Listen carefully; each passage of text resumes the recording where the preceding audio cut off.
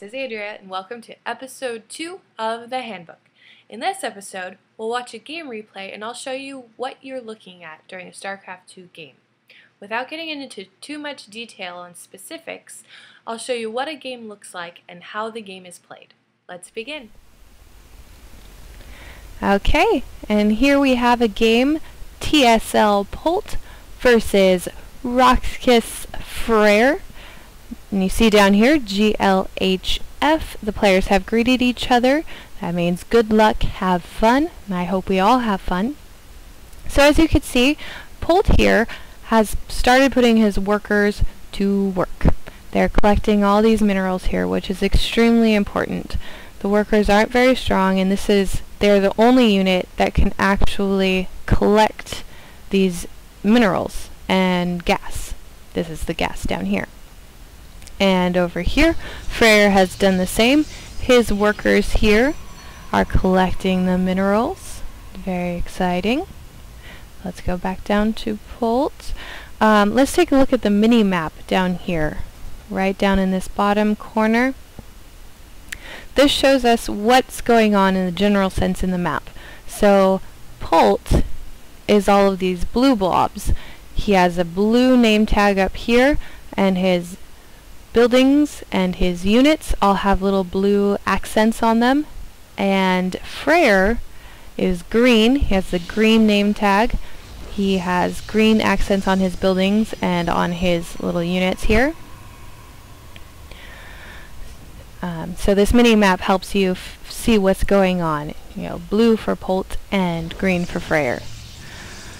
So if we take a look, and if I click on one of these objects, we can see a few things. See the name of it. So this building here is the command center, and it's currently training, which just means it's building something. So in this particular instance, it's building one of these worker units. And up here you could see we've built a thing to build or to collect the gas, the other type of resource, minerals and gas. Also, I can click on a different unit and see this is the barracks, and it is training as well, and it's training a Marine. Let's take a look at this little guy here. He's touring all alone up the map, and we're going to look at why he's doing this. He's scouting. I just turned on Polt's view. So this is what Polt sees, and if we look down here on the mini-map, it's not that much. It's all dark. We know that Freyr is up here, but because these are secret things on the map, we're not exactly sure what's going on. So you, as a player, send in a scout, and this scout can go through and see exactly what Freyr is building. You can see what types of buildings he has, what types of units he has, and that's extremely helpful for strategy because you can make a decision based on what you're seeing and act accordingly.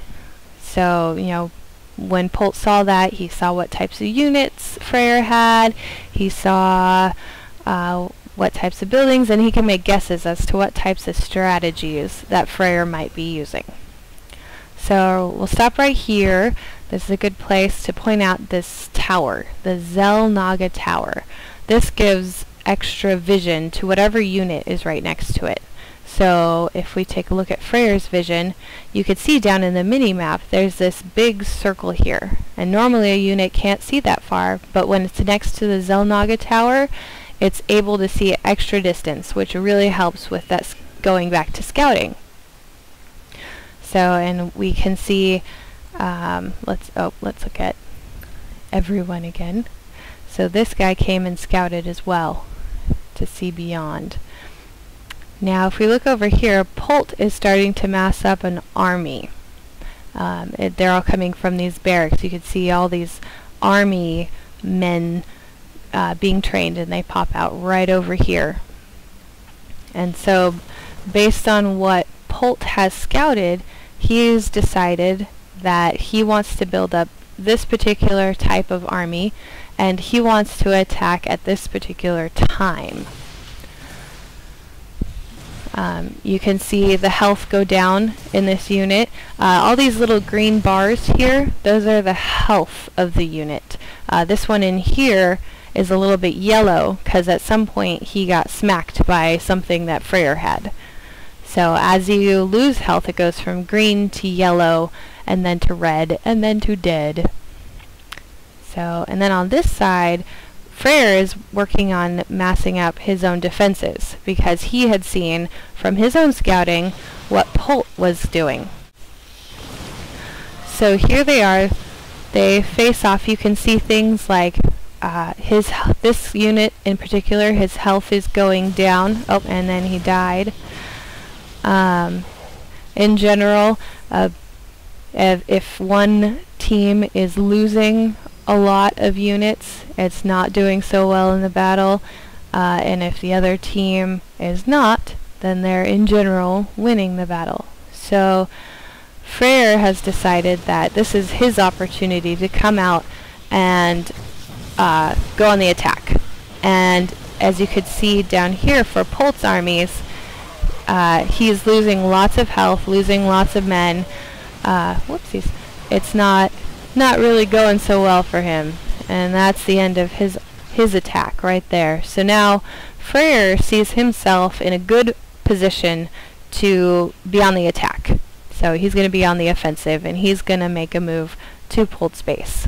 And if we look in Pult's base, he has an army that he's been working on while everything else was going on. He was working on building up these units here so that he would be ready for just an attack like this. But as you can see, these units, they're all losing health, and here he's called in all his workers. And like I said before, they don't have very much health. They're extremely important to the rest of the game, so this is kind of a all-in end-of-game strategy. And as you could see, he lost all of his workers, and he typed in GG, which means good game. So it's considered good manners to concede the game once you know that you can no longer win. This makes it so that the opponent doesn't have to kill every single building, which just wastes time for both players. You made it! An entire StarCraft 2 game. Now you know what to look for, and hopefully it's not too intimidating to watch an entire game. Well, I'll see you next time. Thanks for watching.